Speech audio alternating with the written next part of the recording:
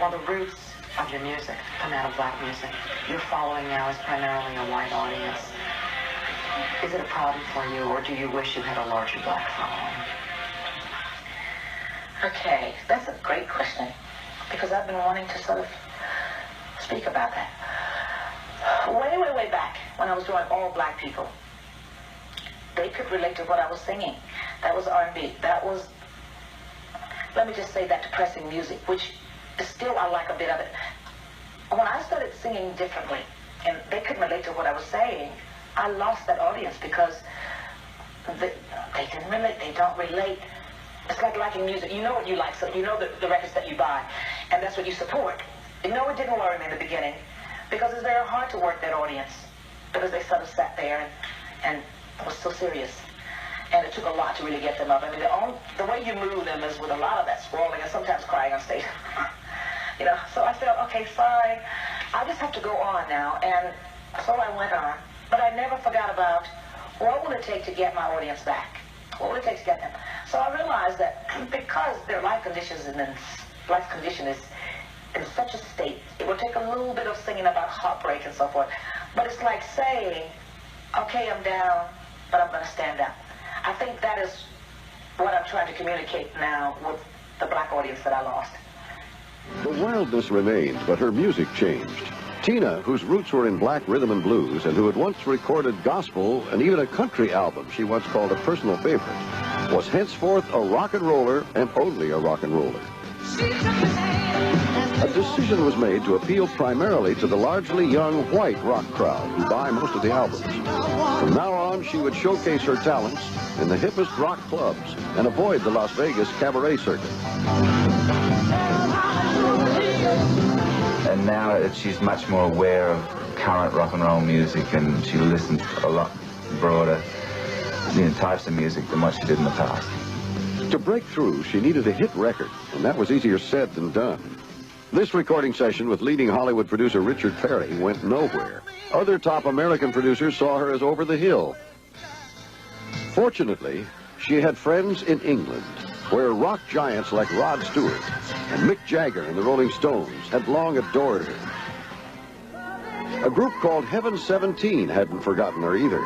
They had her do a remake of the Al Green classic, Let's Stay Together, and it went big in Britain. Tina Turner is considered to be a crossover artist, meaning that she's gone from maybe a predominantly black audience, and now she is to everyone's audience. It's a mass commercial appeal audience. And she's managed to do that on the face of this record. Unlike some black artists, Turner has always crossed the color line to white audiences, even transcending the usual rock and roll boundaries. But she has never forgotten her roots. I have stood for my race. I'm the black woman that did it for basically my people. So that means that everybody can get there if you're determined. Tina, you have done so much for black people, but you've done so much for white women of an age, too. I didn't expect that one. I mean, you have made it okay to be over 40, and that we're not invisible, and that there's a lot of pizzazz and a lot of guts and courage. That wasn't the problem, the label. It was the stories. I became tired of singing about love and hurt. I like singing about hot legs and the honky-tonk woman and the fun, naughty stuff. I found that wasn't depressing. I found that it was, as a matter of fact, sort of fun. I liked, and I took all of the fun things once I went out on my own, the fun songs, the songs with barely any meaning, but just the attitude is like what I was looking for and what I really wanted to do. Labels never bothered me. It's always been the reality of what I was doing with myself to get that title, you know. Eric, I hope you don't mind my asking this, but I noticed that you have a slightly unusual accent. Are you in fact black at all? Yes, I am in fact black. Black. Black. Black. Now, you came across to England in the 60s, didn't you? Yes. That's when you came over here first. And, you know, the British and I think the Europeans have taken you kind of to their heart. I mean, yes. Are you happy when you're here? Do you feel different when you're here? I came here in 1966 was the first time. Rivers Deep Mountains High was a huge success in London. And I was thrilled. London actually, England was leading in fashion, the mini dresses. It was it. I had an energy. There was an energy here that brought something out in me that excited me. And I look forward to coming back each time. And then after that, my career started here many years later with Martin Ware producing a song called Let's Stay Together. Yeah, that's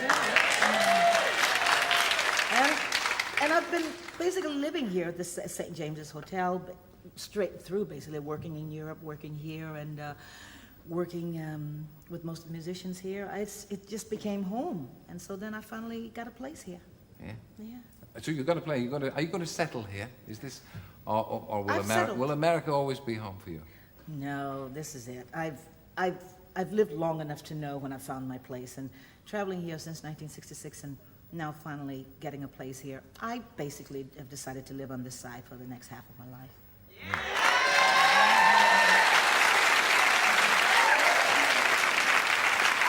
Well, obviously they don't want you here, but I'm glad you're here anyway. When we were having difficulty getting a record deal in America, all the interest was coming from England, so that's why we went to England to record, and that's probably why we got Jeff Beck to play on the record, and people like that, and have Mark Knopfler give us a great song, and there was a lot of respect for Tina over there, as she was one of the roots of that, from the roots of those musicians' sort of earliest influences. American Express will do nicely, thank you. Let me loosen up your collar. Do you wanna see me do the chamois again? A lot of the people who gave songs to Tina, and it was all British, the people that actually came to the rescue, as it were, and because she was in trouble, were all that kind of fan and that kind of generation of music fans who just fell in love with the whole thing, and recognized her for what she is. I think a lot of American people didn't really like her because they wanted, I think American music is very much more compartmentalized than ours. There was another thing he said, and I can understand maybe he's trying to get back at you, but I'd like to put it to you because it seems so unusual. He said about you that he believed you didn't want to be black. I'd like you to see him now say that. She don't even associate with anybody that knew the two of us. In other words, there's not one black employee around her. None, not even a musician. Tina, what do you say to that? Well, how can I explain? When I hired my band, the auditions was open, but no one came. No black people came. My success came from Europe, let's say a white country, even though black people are there. Australia, England, all of my success did come from a white country.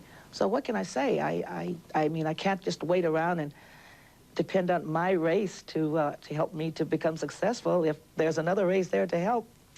These days, you got to go for what's there. So basically, you had a white market? Yes, and I had white people that cared about my success and that helped. It actually came from another country. That's just how it happened. What can I say? It was my luck. It had nothing to do with chance. It was just how it was. I'm happy it's how it was. The first haunting riffs of Tina's renowned and sensuous rendering of Al Green's classic, Let's Stay Together, you knew that Tina had a hit, at least in Europe, where she had long been revered and continued to be treated like royalty. The single success was enough to convince Capitol Records that the tried and true talents of Tina warranted a full album. And what an album she did. On a shoestring budget of $150,000, Tina and her new and still manager, Roger Davies, put together a team that put together Private Dancer, her phenomenal comeback that featured the song that would become an anthem, and new fans. Hit albums followed, but the fickle American public that had praised Tina's return had cooled in their enthusiasm, while European audiences begged to see Tina every chance they could. So frustrated, Tina left the United States for Germany, where she still resides, and simply toured and released new music, not making the U.S. much of a priority. And the life she looks forward to now, I reminded her, is all white. You live in a white world. You do. Mm-hmm. Live in a white country. with a white guy. Your work is mainly like those of white rock bands, correct? Yeah. Mike, this might be hard for you or people to understand, but I don't think about color or race. I don't think I ever thought that much about the difference, even when I lived in the South. You mean back in Nutbush, Tennessee and beyond? Going to a back door never bothered me. I don't remember being called a nigger. But a few times when it happened, I just kind of feel, well, yeah, I'm black. I am considered a nigger, so it never bothered me. You know what makes me ask about that is you said to me that you felt that you, in a sense, belonged now over in Europe more than in the United States. Yes, it's true. And it's more comfortable for people of color to live in Europe than it is here. Mike, I've never bothered about my color. I never had that thing about being black. If the whole world was like that, maybe there would be more harmony and love. Maybe. I don't have a problem with being black in a white country or being with my people. I'm okay where I am. I don't even think about it. No, to me, Tina is not older, Tina's not younger. Yeah, I mean, she's kinda timeless. No, she's not black, she's not white. I mean, to me, as a woman, I love, and that's it.